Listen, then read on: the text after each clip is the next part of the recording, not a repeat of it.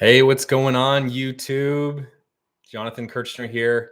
Hope you guys are having a great Wednesday. It's a beautiful day up here in North Idaho, uh, where we moved a couple years ago. A lot of people still think we live in California, but we don't. But yeah, I'm excited to dive in on this call. I want to talk about the state of recruit. This is my state of the union for recruiting. So I think we're going to have a lot of fun. If you have any questions or anything that's burning, please feel free to drop it in the chat. I'd love to chat with you guys as I kind of go through this here. But yeah, I want to start off today with a quick story, kind of my story of how I got into recruiting. And welcome to the people who are live right now. And thanks for liking this video. I appreciate it. So about 9 years ago, I was an inside sales rep working at an advertising, kind of an advertising company, and I didn't love what I was doing. And I decided, this was not for me, and I decided to get out of that line of work. And so I didn't really know what I was doing. It's 2015. I'm married. I've got my one daughter. And as you do, you update your LinkedIn, right? When you leave a job, and it gives you that little notification to let recruiters know, if you're on the job market. So that's what I did. And I started getting messages from recruiters. And like a lot of people, I had no idea what recruiters actually did. So I had a recruiter reach out to me about a recruiting agency. And I had no idea, like, what is recruiting? How does recruiting work? Just like a lot of people, there's a lot of confusion around what is recruiting, and there's different types of recruiting. There's staffing agencies, employment agencies, so it gets a little confusing. So I decided to take an interview, and I'll never forget it. I went for the interview, and got all dressed up, wearing my nice clothes, and they put you in a room, and then they have one person come in and ask you some questions and get to know you a little bit, and then they leave after 30 minutes, and someone else comes in. It was the second or third guy that came in who said, "Well, do you know how the compensation works?" And I said, "No one's explained it to me." And he said, "Well, it's commission only." And I was like, "Ooh, okay." A lot of people, commission only. But then what he did was he wrote down, I remember he got out a piece of paper and he got a pencil out, and he said, what we do is we help people get jobs. And if they get a salary for this much, and he wrote down $150,000. So he wrote down, that's their annual salary. Our fee is 20%. And in that case, you'll get $30,000. And then he said, your cut is 1/3 of that. So in that case, it was $12,000 was our cut. So they gave you about 30 to 33% on commission. And I'll never forget him writing that down and going, no way, $30,000 for helping someone find a job. Like it still blows my mind. But whenever I explain this to people, it blows their mind too. So anyways, I accept the job. I start working, go through a week of training. And in 2015, there was still a little bit of that after effect of the recession, the housing meltdown. I felt like as an economy, we're still kind of recovering from that. And so I'm, 2 or 3 weeks into the job. I'm a rookie. And so what they had me doing was just cold emailing all day. So I would basically go to job boards. I'd find Indeed or Monster or whatever. I'd go to these job boards. I'd find job openings, and I'd look up the company. Then I'd take the company. I'd put them in LinkedIn. And I'd look at the hiring managers. I'd try to find who the most likely hiring manager is. And then I would basically message them and offer to help them with their job opening, which is exactly still how I do it today. That's in my free webinar. If you want to learn how to do that, you can check that out at hendersacademy.com/free webinar. But so I'm doing that. And, it's a grind. It's like, wow, you go 2-3 weeks in, you're like, okay, I'm not really getting a few bites here and there, but I didn't have a client yet. And I remember being around the coffee machine, and there was this manager mentor. His name was Chris, guy that I really liked and had connected with when I started there. And, he asked me how things were going. And one of the things he said to me was, he said, Jonathan, recruiting is one of the most recession-proof businesses you can possibly be in. And he was someone who he went through that housing crisis, that 07, 08, where the stock market crashed and housing crashed and there was foreclosures everywhere. And he'd done recruiting. And so I asked him, well, why is that? And what he said that's always stuck with me, and that I think is true, I'm going to talk a little bit about today, is in recruiting, you can always pivot. You can always pivot. It's even more so true for when you're running your own business, I think, which I'm going to also talk about, but you can always pivot when you're in recruiting. You have all the industries in the world you could possibly go after. And if, let's say you're in tech's kind of taken a little bit of a hit. Last couple of years, there's a lot of layoffs going on. That's not a secret. So there are other industries that you can pivot to where you're still finding success and you can still get results. And usually that's the case. You always have that option to pivot. I think that's one of the things that's really unique about recruiting is you can always pivot. So he said that as, when we're working for this big agency, there was like 500 something recruiters at this company though. And so something that I wanted to add on to that, and in my State of the Union for recruiting is when you're a small solo recruiter, which is what I teach at Headhunters Academy, how to start your own 6-figure recruiting business. When you do that, you have what I like to call a blue ocean in front of you. You don't have internal competition. When we worked at that agency, you had, it's like there's so many companies out there that are willing to pay our fees, that will work with us, that need our services, but you'd have to compete against your colleagues all the time. They had this piece of software where we would go and we'd look up companies and it would be off limits all the time, off limits. And still I was doing $300,000-$400,000 a year in revenue just on my own desk at that company, even with all that competition. So what I'm saying is when I ventured out onto my own in 2018 and started my own business, I was like, it was awesome because I was able to reach out to any company that I wanted to. I didn't have to have to worry about that internal competition or all those rules or red tape around who I could reach out to. So those are two of the things that I wanted to mention today and just kind of highlight. And by the way, if you've got questions, you want to drop them in the chat. It's awesome seeing some people jump on right now. But if you've got anything that pops up, any questions, feel free to drop them in the chat. I do have some questions that were submitted here that I'll answer as well. But those are the two things, you guys. You can always pivot industries, which I think is always exciting. And you have that blue ocean in front of you where you don't have to worry about all that internal. I talk to former colleagues still to this day who are like, dude, you have no idea how lucky you are. You don't have to deal with, our admin people and, all the red tape around these clients. So, okay. So I want to get to some of these questions, which I think will be some good talking points, to talk about, the state of recruiting today. All right. So the first question that was submitted, and, thank you, Jack, for submitting this. If you had to start over with nothing, how would you start your recruiting business today? Which is a great question. I've done my companies, we've done about $4 million in the last 5 years or so. A lot of that's just been because I've grown and hired more people and expanded the team. And by the way, I always like to just throw a quick plug out there. The award behind me, it's an award that you get for doing $1 million through a company called ClickFunnels if you use their software. I didn't get that from coaching. I got that through recruiting. And I always like to throw that out there because I have had way more, results with actually doing the thing and doing recruiting than just coaching. I love the coaching, but I also love recruiting as well. So if I had to start over with nothing, how would I start my recruiting business? So really the first thing, I think the most common mistake that people make whenever they're reaching out, trying to acquire a client, is they want to talk about themselves too much. It's a common kind of rookie move, I guess. It's like you want to list all the reasons why you're great, and that can be appropriate at times. But you got to think, if you're reaching out to someone who has a job opening and they just need help filling it, what's the number one thing that you think that they want to hear? Probably that you can help fill that opening, right? So that's the number one thing that I always lean into when I'm reaching out to people, hiring managers specifically, is, and again, it's in my free webinar, not trying to plug that too much, but I do talk about that in there.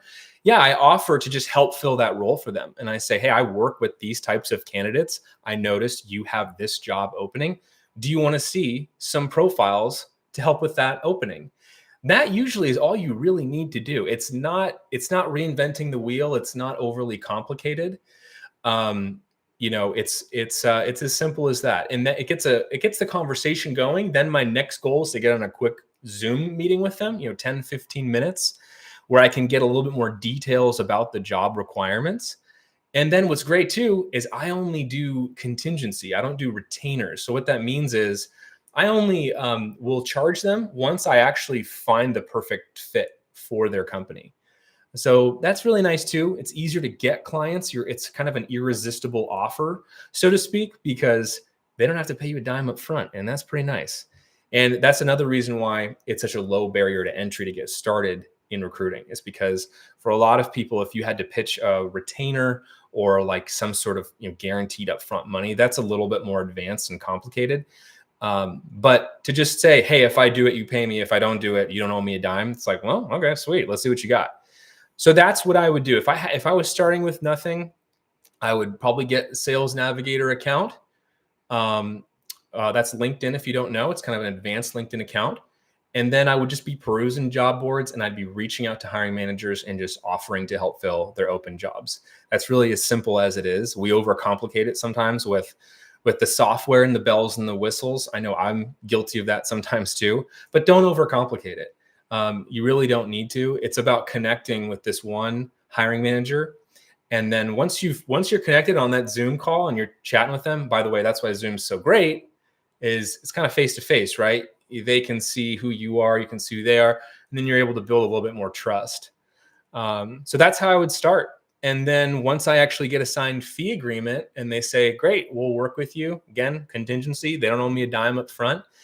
Then I just have to go back to LinkedIn, use some of those tools, and try to find some resumes as quickly as possible.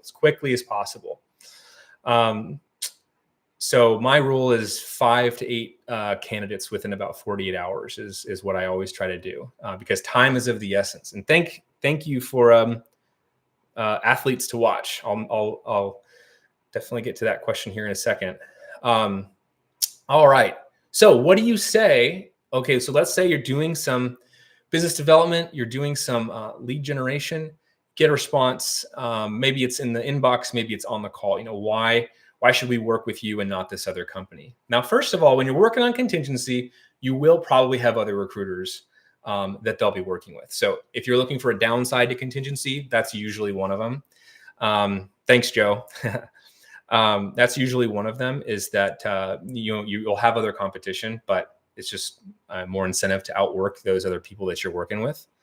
But here's the thing is, why would they work with you and not one of those other companies? Recruiting is extremely relational. So one of the things I've noticed as I've ventured out over the last 6 years, started my own thing versus a big agency, I don't perceive that big agency had any sort of upper hand over the little guy, because in all honesty, those big agencies they're revolving doors. They get a lot of salespeople that come in. They're not very good. 70, 80% of their workforce is usually, they're gone within 6 to 8 months. And a lot of the hiring managers, when they get on that call, they can kind of tell that, okay, well, this person, they might not be the right person that we're going to work with. But if you get on that call, you're confident, you connect with them, you set clear expectations, you're winning half the battle right there. And then the only other thing that sometimes they might get into it with you over is your fee. 20% is kind of middle of the road. If they're a great company and you see long-term potential there, you might do 15, but I would do like a sliding scale, maybe where like you get up to 20 after you've done 2 or 3 placements. That's a different conversation for a different day. Okay, sorry, we got some good questions. Thanks, Marcus. Let me get to Joe first. So, hello, Jonathan. I have over 30 candidates in a matter of 2 weeks, but the hiring managers don't want to work with me for some reason. Do you have any solutions to this? Wow, that's a great question. Thank you so much for asking that. So my first question would be, have they actually voiced or emailed you and said they don't want to work with you, or are they just kind of ghosting you? Which, we all know that happens in recruiting. They kind of just ghost you. They don't respond. So I think the biggest thing, you're doing the right thing. 30 candidates is amazing. So nice job, like delivering there, man. That's seriously impressive. My strategy in those situations is I want to get them those candidates, obviously submit them to them, and then you're following up on those candidates. But clear communication is going to be important. So depending on, if you've done a Zoom with them, if you've talked with them, um, or if you have not, if you don't have a fee agreement, if you've not spoken with them face to face, that's going to make it more difficult, right? So it kind of depends on the nature of the relationship. If there's a fee agreement in place and you have spoken with them, then I'm on them personally pretty much every day. I mean, if for some reason they're trying to break up with me and they're just not telling me, I just want to get to that answer so I can move on if they're not going to work with me. My rule, Joe, is usually I'll go about 7 to 10 days of the cold shoulder before I actually will end the relationship. Nice, 15%. That's great. Consider moving it up to 20, but I like it. Yeah, so that's my rule, 7 to 10 days. And then I'm always doing business development. I think you always want to be doing business development. You always want to be getting more clients in the pipeline, right? That's how I look at it. I look at it like I want to have 5 to 7 clients, 10 to 15 active jobs at all times, because as we know, jobs can get filled. They'll get filled or they'll stop looking, or some companies say they're serious about hiring and then they're not. So we do deal with that sort of, it's almost like if you ever hear real estate agents, I feel like we have so many similarities to realtors dealing with like buyers. And I've been a buyer before, so I feel for realtors. We all have been, I'm sure. But just kind of looking around, I'm looking at that house, I'm looking at that house, and then we decided we don't want to actually buy a house, right? That's the same thing that sometimes we deal with our clients, where they think they want to hire, they say they're willing to pay our fee, they might even sign our fee agreement, get 2-3 weeks in, and something happens. It could be something internal, it could be something in their market, it could be something with one of their clients, and then all of a sudden hiring is on the back burner. So that's always a challenge. And that's why I think you always want to have pipeline built. You always want to have that grouping of clients that are active. That means they're actively interviewing. You're doing 10 plus interviews a week. And every interview you get with one candidate counts as an interview. But if you're doing 10 plus a week, you're in really good territory. I mean, if you're doing 10 plus a week, you should be doing 250, 300,000 a year with those kinds of numbers. All right, let me get to Marcus and then I'll jump back to you, Joe. Marcus, this is the $1 million question right now, bro. How do you think AI will change recruiting? I'll be honest with you. I haven't spent a ton of time thinking about this. It is pretty insane in the last, 3 months, 4 months. It's like everywhere you look now, you have, try our AI plugin, and it's awesome. I mean, I've used it for some of the video editing things that I've done, and I'm just like, I'm blown away. It's pretty cool. How will it change recruiting? I guess it's hard to answer because it's anyone's guess right now of how good AI will get. I still think that there will be similar to having a realtor. This is where, let me back up for a second. So there was a big thing, 8, 9, 10 years ago. And I used to work at Zillow. So that was my first job out of college. I worked for Zillow for 3 years. I sold ads to realtors. And the big thing was agents were, well, are you going to replace us? Like they were mad at Zillow. They hated Zillow and Trulia and all those companies because they were starting to advertise on their listings. It was a big thing. There was lawsuits over it. It was a big deal. One of the things our CEO at the time did a really good job saying, and I believed him. I didn't think he was just blowing smoke. I believed the guy. He said, buying a house is such a complex, emotionally complex transaction that no matter how good technology gets, you're at the end of the day, you want someone at your side to walk you through that transaction. Okay. Hiring, especially these high demand positions, is exactly in that same category. Give you an example. I worked with a cybersecurity firm in San Francisco several years ago, and they needed a director of cybersecurity that was going to lead their San Francisco office. It was a very important hire for them because it was going to replace one of the C-level individuals, and he was going to move out of the role. He'd been doing it for a long time. He wanted to move out. That's a very important hire. it's not just willy-nilly run ads somewhere. Let's just find whoever we get. I mean, they're essentially running their biggest, most profitable office. So I connected with him. I won over his business by basically saying, I gave him some like speech where I was like, I'm going to do you're going to be so happy you worked with me. And then I got off the phone. And I was like, whoa, that was kind of intense. I can't believe I said all that. But it ended up working out. It ended up being like a $37,000 fee. I think it was a higher salary, but it was a 4-stage interview process. Every stage of the interview process, there was feedback. I jump on calls with them. We discuss the candidates we were interviewing all the way up until the offer stage, where you're talking with the candidate about what they want. You're going back to that client and talking about what they're willing to offer. And it's complex emotionally. So to get back to your question, Marcus, which I think is such a great question, very timely. I think AI is going to improve the software. I think it's going to give us greater tools to find the right people. Absolutely. It's already doing that. But I don't see it, at least I don't see in the next 5 to 6 years, at least. Who knows where we'll be in 5 years, but at least right now, roadmap wise, I don't see that person involved in that big transaction going anywhere.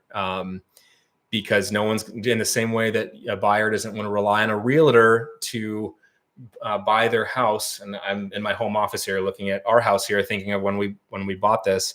Standing out in that field with a realtor, it's like, if I'm standing out there with a robot, I'm not feeling as confident about it. So, all right. Awesome. And then let's see, Joe, you also add, my niche is business. This little heart on YouTube is blocking. Also IT tech software. Yeah, that's good. I will say, guys, and this is just food for thought. I was connecting with one of my colleagues. He's a top performer at the agency I used to work at. I mean, just one of their top 5, top 10. He's pivoted pretty heavily over into construction. And I have some people in my coaching program that have done really well in construction. It's kind of got my gears turning a little bit as tech slowed down just a little bit. Another idea there, just to throw out there. And what I started doing, and you guys can totally take this, is I started looking at, these agency websites and looking at their job openings and just being like, what other, as you're thinking about business development, and if you're ever wondering, well, is there any business out there? How do I know if there is or isn't? Go peruse those direct hire agencies and just see the openings they've got, the tens of thousands. I mean, those are all fees that they're getting. And we used to do 100 million a year plus at that agency. And that was like, we weren't even top 5 in the country. So there's a lot of money out there to be made. Absolutely. But sometimes we have to get a little creative. So, okay. I think let's wrap it up there. This was awesome. I really appreciate you guys hanging out with me. The group of people that chose to jump on, I really appreciate it. I'm going to be doing these more. Let me do one quick plug before we end. I am working on revamping, because I've been kind of in hiring mode, had to onboard a few people, but now this is kind of what I'm going to be doing a lot more. So I'll be putting this recording in our Facebook group. If you guys want to join our free Facebook group, please feel free. And YouTube's telling me it's about to make you watch some ads, which I'm assuming no one here wants to do. So I'm going to end the stream there. You can go back and watch it. It should be live on the site here any second. But thank you guys again for hanging out. Have a great day. Let's chat more in the Facebook group, and I'll talk to you guys soon. Thanks.